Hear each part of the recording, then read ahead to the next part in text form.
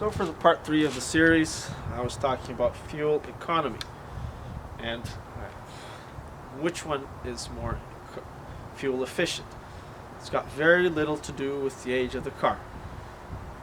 Cars from the 70s, once again, I guess at this point it's just good to show you a quick trend of the decades, what I call decades trend.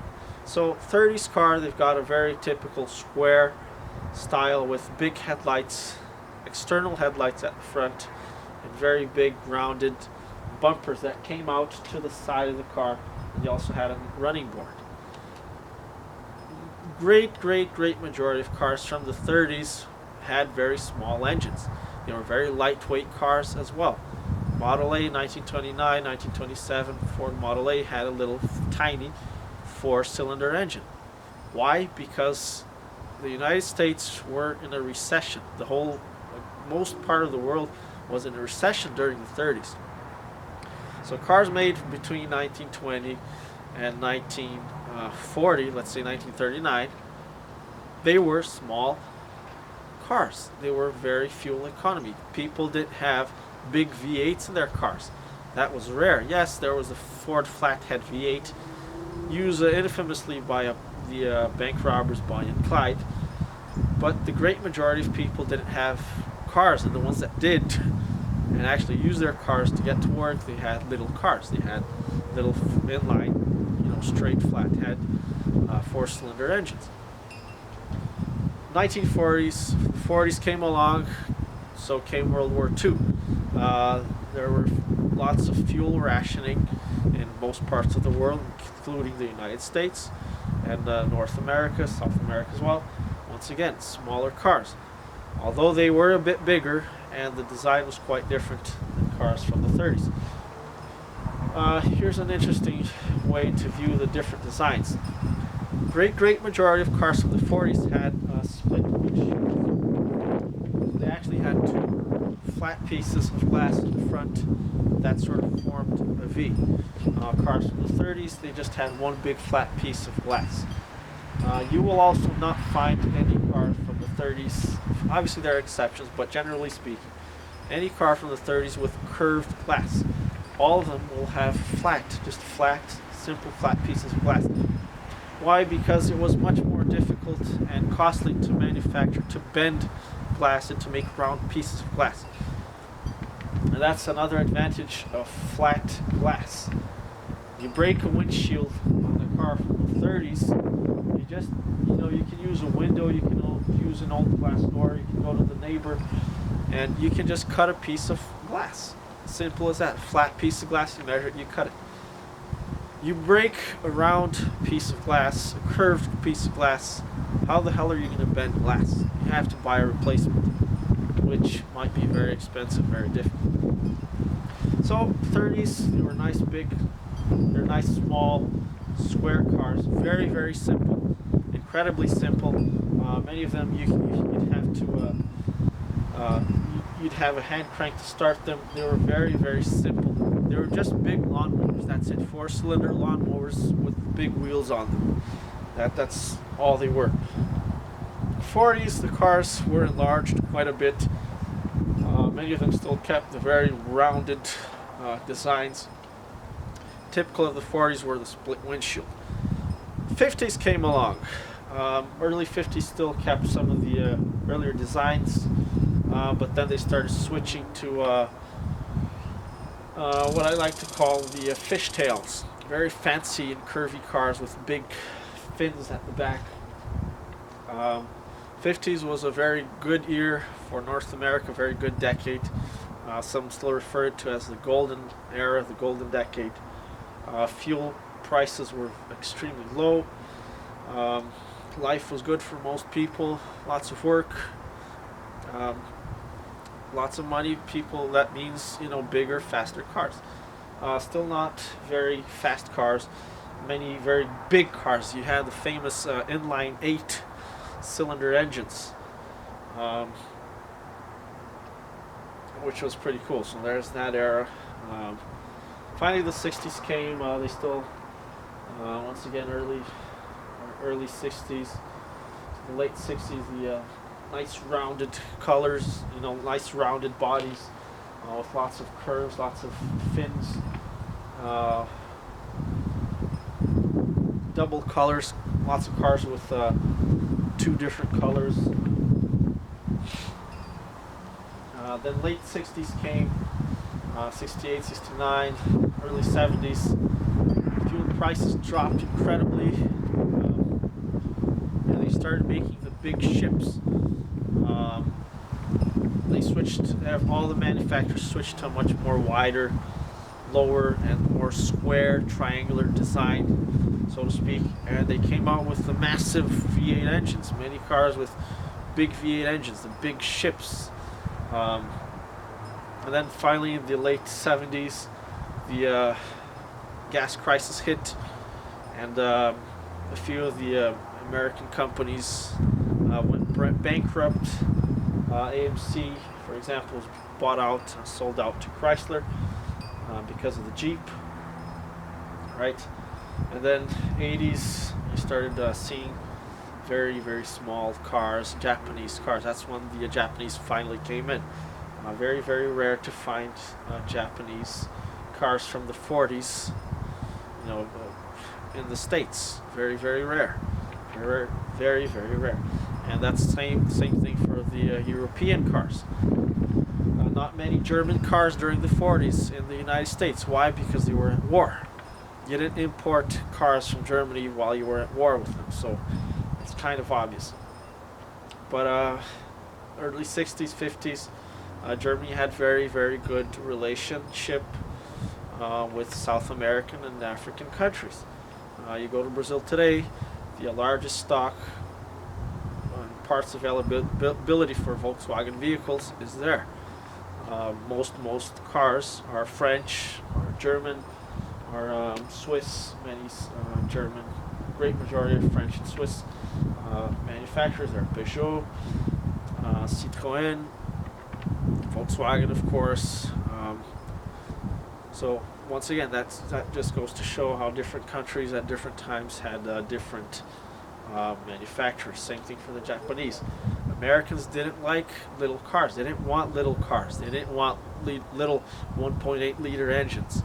They wanted big V8s. They wanted 6.6 liter engine, 7 liter engine, 8.2 liter engine in the 1971 Cadillac Eldorado. Why? Because it didn't matter how much money you were spending on gas. You had a lot of money to spare. Gas was dirt cheap, right? So, and then finally when the gas crisis hit, people switched away from their big boats and they went to little European cars, some Japanese cars, but still not without exceptions. As early as 1960, you had the Corvair, which was a combination of the Corvette with the Bel Air, Toyota Bel Air. That's where the name came from. And it wasn't a big engine, but it was an air-cooled engine. So very, very simple design. You could remove the engine in about 5-10 minutes, which is pretty incredible. A large number of airplanes use the Corvair engine, and still today you have the Corvair Flies websites in the United States where they make airplanes, and they use the Corvair car engine on the airplanes. So everywhere you still had very many different options. So even for the same manufacturer, AMC, especially in the 60s, they had very different options of cars, and they did that so that they could sell cars to the poor, sell cars to the middle class, and sell cars to the people with a lot of money to spend. So in the same way that they had the Rambler American, which was an economy car, they had the Rambler Ambassador, they had the Rambler 6, they had the Rambler Classic, and they had the AMX, which was the sports car, and it beat the Mustang and the Corvette. I don't remember which year exactly, but it beat them in the a quarter mile. So once again, just lots of different options for different people, different means, wanting different things and expecting different things from their cars. For me, I'm strictly a reliability and simplicity guy. I don't want power steering in my car, I don't want power brakes. Why? Because it makes things more complex, less space on the engine bay, and I don't really use them. I don't really need them. I don't do racing with my car. If I was an an F1 race guy doing racing, I wouldn't want a Rambler American. I'd want a Firebird with a big, I don't know, 6-liter engine, right? So, but me, I'm a reliability guy. I want simplicity. I want mechanical windows. I don't want power windows. I know that sounds silly to some people, but to me, that's what I want. I don't want power windows. I don't want 10 extra wires. I want the least number of wires in my car possible. I want to be able to tell my 5-year-old cousin to go and fix my car. If I've got power windows, I got power brakes, I got power this, I got power that, I've got this many lights, and I've got fancy lights coming out from the sides, and I got thermostats, and I got this, and I got AC. It's all going to make it more difficult and costly to maintain and to repair. For some people, it's the opposite. They just want fast. They want a fast car with lots of different options. And once again, like I say, that's all to do with what you want and what you prefer. It's impossible for you to have simplicity with added features. They're two opposite forces. The more features, the more gadgets your car has, the more complex, the more costly it becomes. And less simple it becomes. You need more wires. You need more materials. You need more knowledge. The mechanic needs to be able to know how to fix your power windows. You have the wires going underneath the dash. It's all things that influence simplicity and make it less simple and less reliable also. So in my case, I don't want any of that. I just want the basics. I just want, and once again, it doesn't matter for me. I don't need disc brakes on my car because it's not a race car. My car, this Rambler American, has all 4 drum brakes. Why do I need disc brakes? I'm not racing it. Okay? So that's another misconception that a lot of people have. They say, well, drum brakes are bad. That's not true. Once again, different car manufacturers had different size drum brakes. So in my case, the Rambler American had pretty big drum brakes for a relatively small car.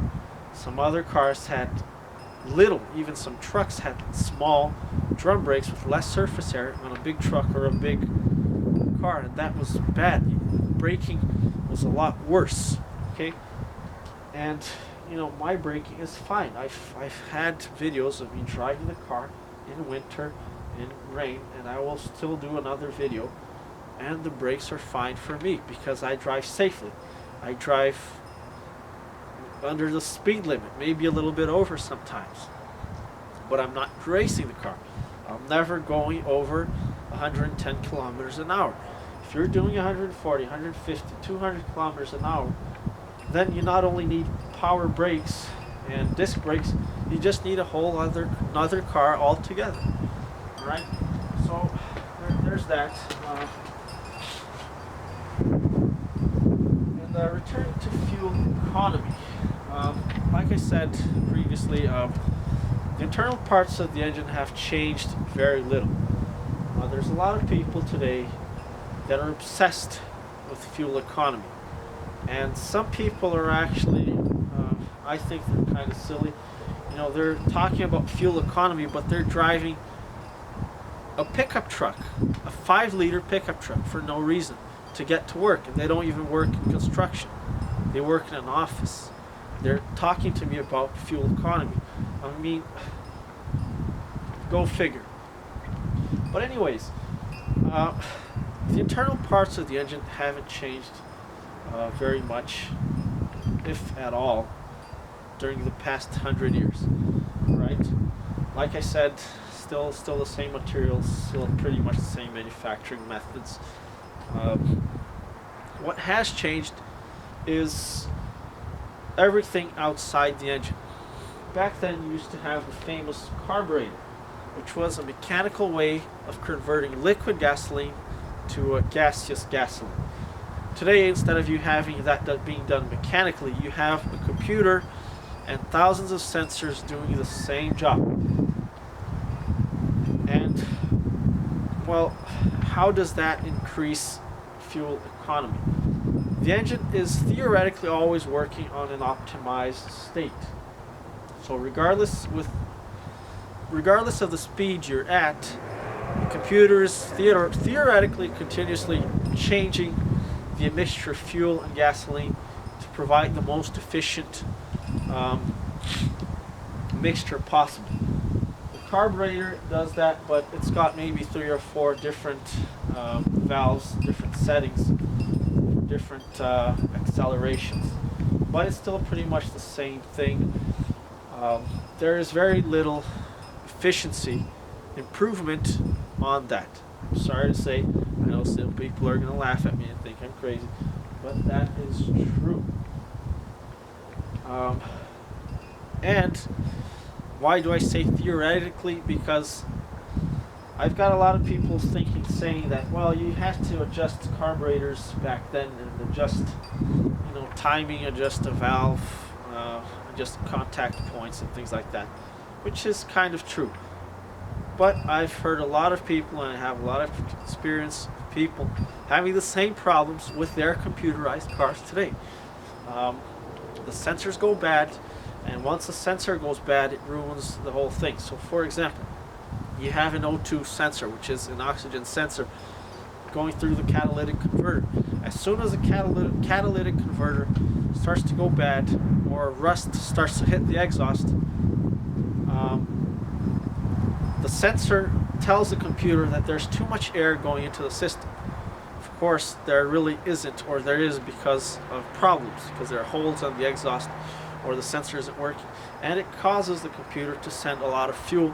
So, and everything from that goes to hell, where you get a little bit of coolant leak, right, from a cylinder head gasket going into the cylinders, and it wreaks havoc on the cars.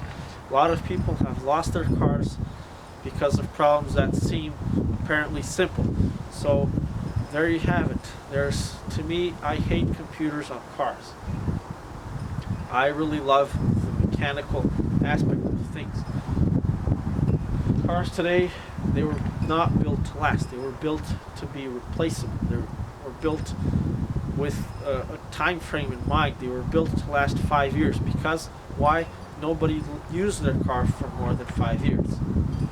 Alright, so cars, generally speaking, have become more fuel efficient in some aspects. Alright, and in some places, you go to North America, you won't find a lot of little cars. You won't find little Toyota Yaris's. There's only 1 or 2 of them around. People are driving bigger cars. Why? Because they have more money. They don't want little cars. So maybe fuel efficiency has increased for a specific car for different reasons, which I will talk about in just a second. But people they've got bigger cars. They've got more cars. Now, one person has maybe 3 cars, and they have a sports car that they like to wake up the neighbors. They like to use it to wake up the neighbors. So it hasn't really made anything better. If not, it has made things worse. So although, like I said, what's the point? You make a car more fuel efficient only for the people to have 2 cars. It's counterintuitive. Right? And people don't consider other factors. That's my main point with this now. So I bet you that, and once again, this has to do with the size of the engine as well. A 1929 Ford Model A or any other car from the 30s that has a 4-cylinder engine, a little maybe 2-liter, 1.8 liter, 1.7 liter, whatever, or Ford Falcon from the 60s with the 2.8 liter engine, it's going to be much more fuel efficient than any big car you have today, right? So let's just thought there. But manufacturers have made car more fuel efficient with other things apart from the computers. The sheet steel used on cars now, it's much more thin than the sheet steel used on these cars. So why do they do that? Because it saves on weight. So you say they save weight on the body of the car. They save weight on the parts of the car. Lots of plastic parts today. Instead of the mechanical, linkages that you used to have back then. They save weight on the engine by switching from cast iron to aluminum. But that all comes to come out with a car that can do a much longer mileage with the same given amount of fuel. But that all comes at a cost. For a given amount of fuel, and this is physics, for a given amount of fuel there's a maximum number of energy that you can extract from it. There's a maximum number. You cannot get more than that.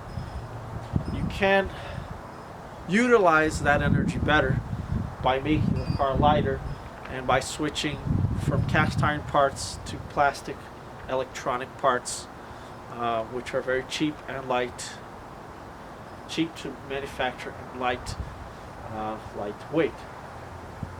However, what is the cost associated with that?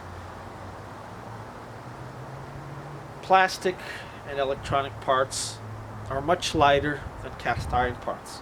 However, they are much weaker. They're much less reliable.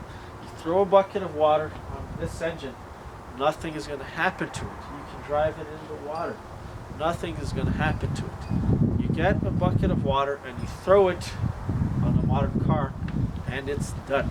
You get coolant in the system, you get coolant in the sensors, you get oil on the sensors, the car is toast, the car is garbage. So, once again, it all comes at a cost. Cast iron parts are much more difficult to break. Once again, cast iron is much stronger than plastic. Okay?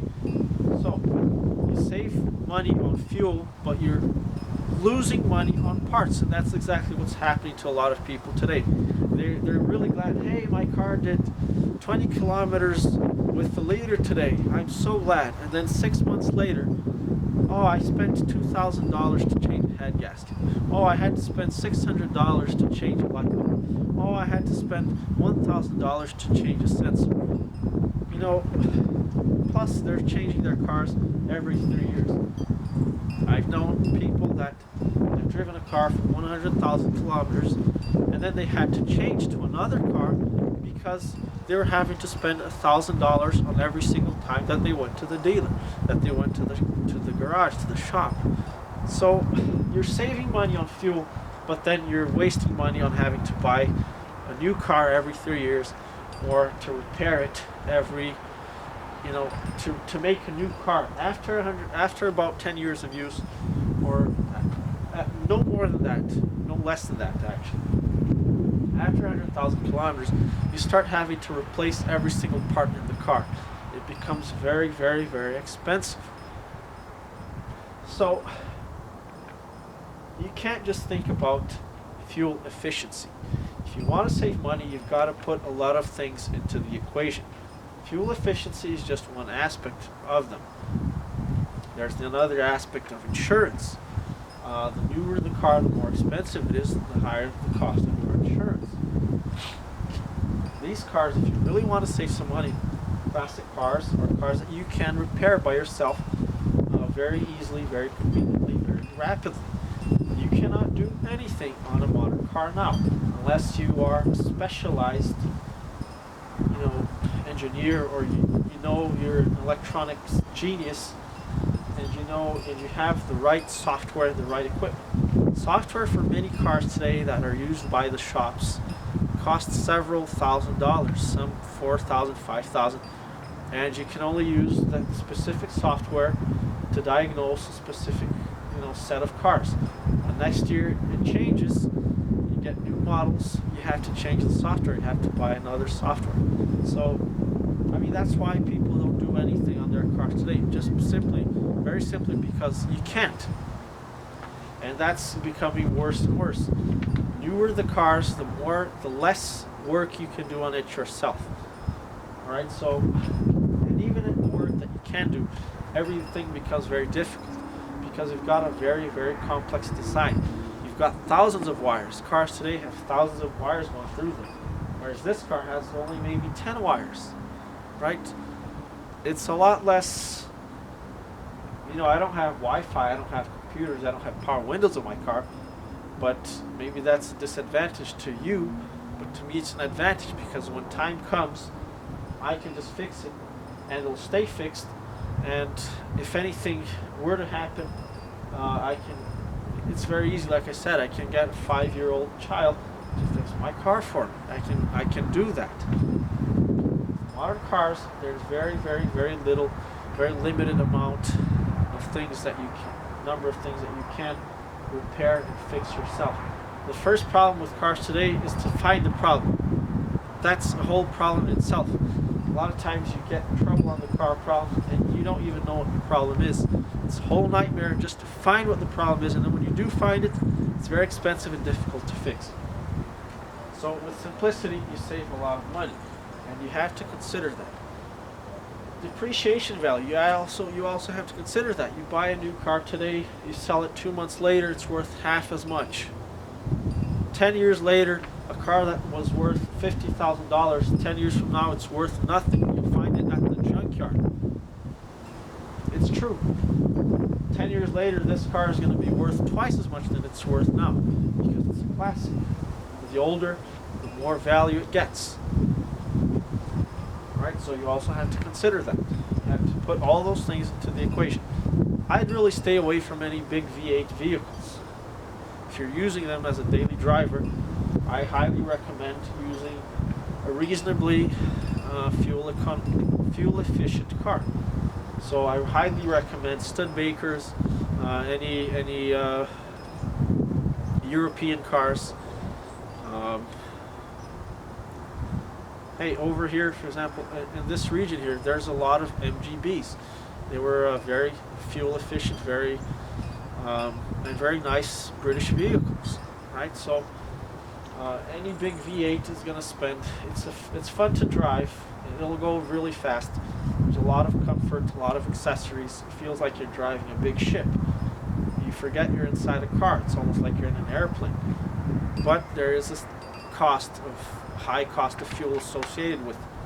And the same way I stay away from any very tiny vehicles. I've driven some vehicles I've driven a car with a 1-liter engine. That's a motorcycle with 4 wheels. And then the engine is revving. You're at 50 kilometers an hour, and the engine is at 4,000 RPMs because you're really straining the engine. A 1-liter engine or a small engine, you're really straining that engine to be able to get the car to move. So if you've got 6 people in the car, your car won't last at all. It'll be gone. 100,000 kilometers, 80,000 kilometers, it's done. It's garbage. So there's a very nice fine balance. A very tiny car, a big car with a very little engine, you're just going to force the engine, and it's just going to be a pain in the ass because the car is going to be very, very slow, and you might not be able to take it on the highway. If you get a huge car, you're just going to throw gas money away, and it's just wasting resources unnecessarily. So I'll always try to find a nice balance between a car that isn't too big, but a car that also isn't too small.